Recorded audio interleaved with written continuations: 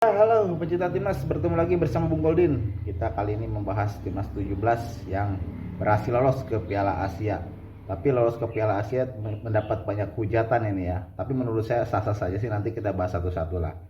Yang pertama kita bahas hasil dulu. Hasil 0-0 ini mengantarkan timnas Indonesia lolos ke Piala Asia dengan status peringkat kedua terbaik, dan negara Asia Tenggara mengirimkan 3 wakilnya, yaitu Indonesia, kemudian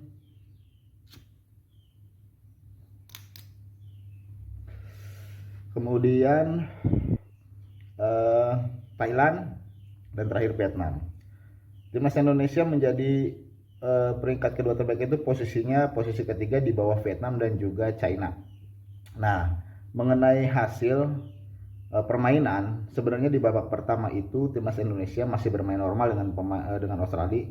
Seperti prediksi saya, pertandingan Indonesia nanti akan lebih banyak serangan balik, sedangkan Australia akan lebih banyak menguasai bola, itu terbukti. Kemudian berubah pada saat babak kedua.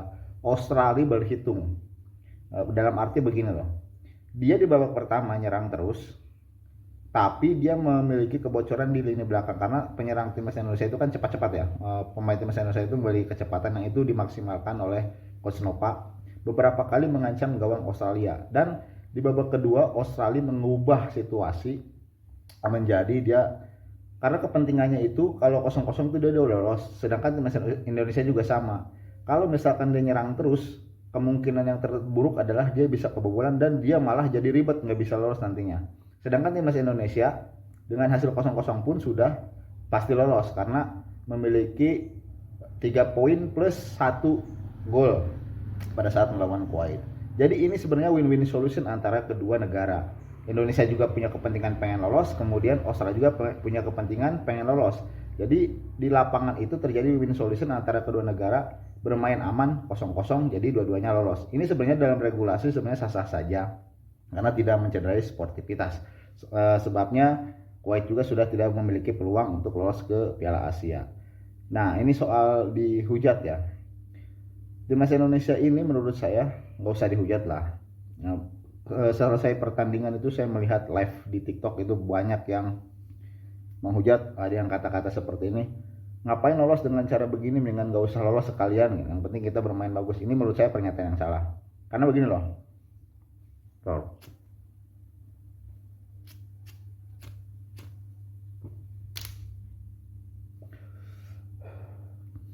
Timnas Indonesia yang U17 ini kan sebelum ke Piala Asia itu udah melakukan uji coba ke Eropa. Butuh berapa miliar PSSI untuk membiayai hal ini atau membiayai kebutuhan timnas U17 ini. Sedangkan nanti kalau misalkan tidak lolos tetap dirujak oleh netizen juga. Jadi mendingan kita lolos, kita memperbaiki diri nanti di Piala Asia daripada kita lolos. Kalau misalkan kita tidak lolos, sudah jatuh, kita tertimpa tangga. Contohnya seperti negara Malaysia, kabarnya tidak lolos. Sangat sedih sekali timnas Malaysia itu tidak lolos. Kasihan. Indonesia kalau tidak lolos sudah jatuh ketimpa tangga. Kenapa? Modal sudah dikeluarkan oleh PSSI, kemudian tidak lolos lagi ke Piala Asia. Lebih baik lolos ke Piala Asia, kita perbaiki lagi nanti kelemahan-kelemahan kita nanti di Piala Asia yang sebenarnya.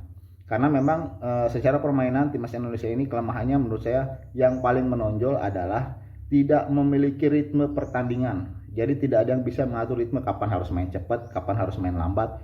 Itu tidak terlihat di timnas Indonesia ini. Kita patut belajar kepada Australia. Australia itu bisa mengontrol pertandingan. Itu yang harus kita perbaiki ke depannya.